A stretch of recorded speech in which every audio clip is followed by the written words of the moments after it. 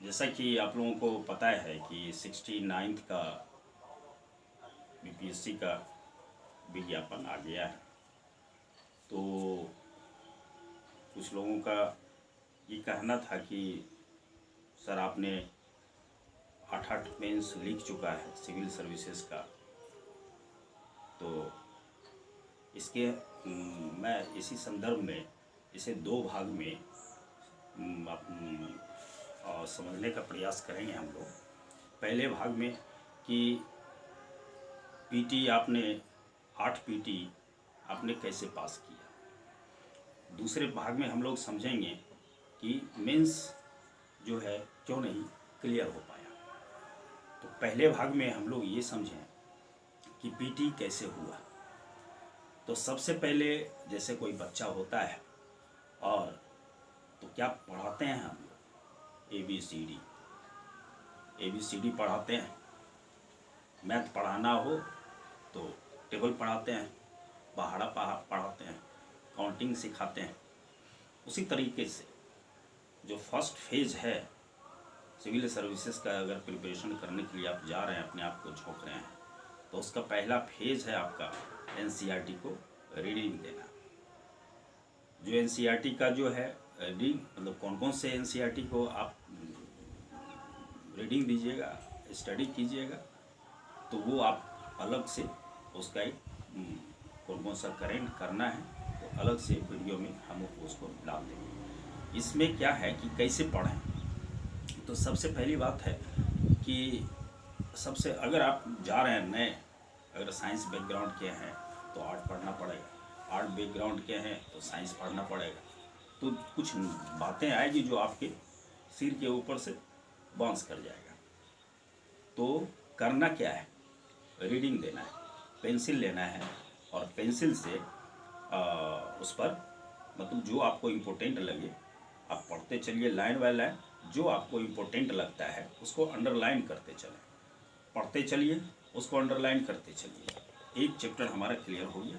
तो अब करेंगे क्या हम लोग, अब हम लोग क्या करेंगे कि जो जो सेकेंड बार होगा उसमें जो अंडरलाइन किए हुए हैं उस पर रीडिंग देंगे और समझने के उसको प्रयास करेंगे। उस मतलब समझने का प्रयास मतलब उसको याद करने का और समझने का प्रयास करेंगे। फिर नए चैप्टर में हम लोग जाएंगे, उसी तरीके से वो हम लोग करेंगे। पेंसिल उठाएंगे और पेंसिल की बात कर रहा हूँ, ना कोई मार्कर की बात कर रहा हूँ, ना हाइलाइटेड की बात कर रहा हूँ, मैं सिर्फ पेंसिल की बात कर रहा हूँ फिलहाल। तो पेंसिल उठाएंगे सेकंड चैप्टर मेरा शुरू होगा।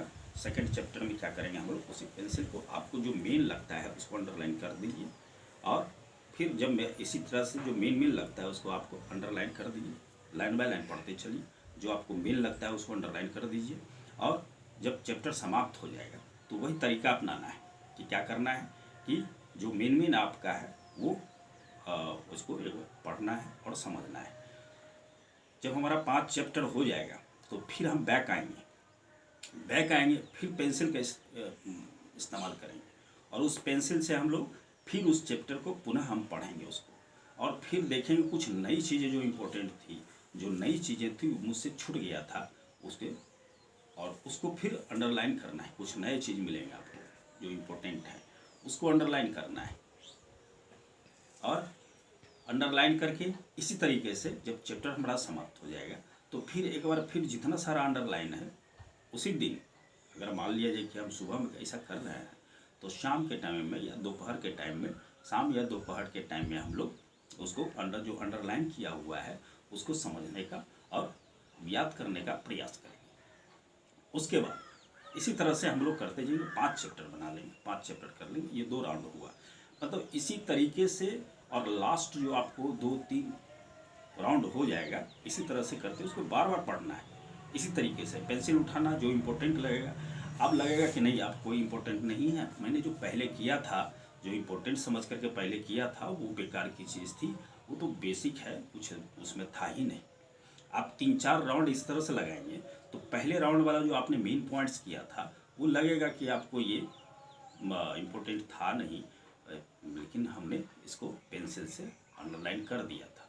तो हमारा तो 4-5वां राउंड होगा, 5वां राउंड 5वां राउंड में आप हाईलाइटेड का इस्तेमाल कर सकते हैं। वहाँ पे आपका बिल्कुल ही इम्पोर्टेंट जो पॉइंट होगा उसी पे फोकस रहेगा, और वहाँ पे 5वीं बार आप उसको हाईलाइटेड से कर दें। जब भी रिवीजन हो तो रिवीजन पूरे एनसीईआरटी का बुक का आप 1 घंटा 2 घंटा में पूरी बुक का रिवीजन कर लेंगे। कैसे करेंगे? तो जो आपने हाईलाइट किया है बस उसी को रीडिंग करते जाना है, समझते जाना है, याद करने का प्रयास करते जाइए। क्योंकि उसको आप 5-6 बार पढ़ चुके हैं तो मुझे लगता है कि वो आपको पूरी तरह से याद हो गया होगा। इसी तरीके से आप जो भी एनसीईआरटी वगैरह है उसको सबसे पहले निकाल लें। आज के वीडियो में बस इतना ही। नेक्स्ट वीडियो में हम लोग फिर इसी तरह के वीडियो से मुखातिब होंगे।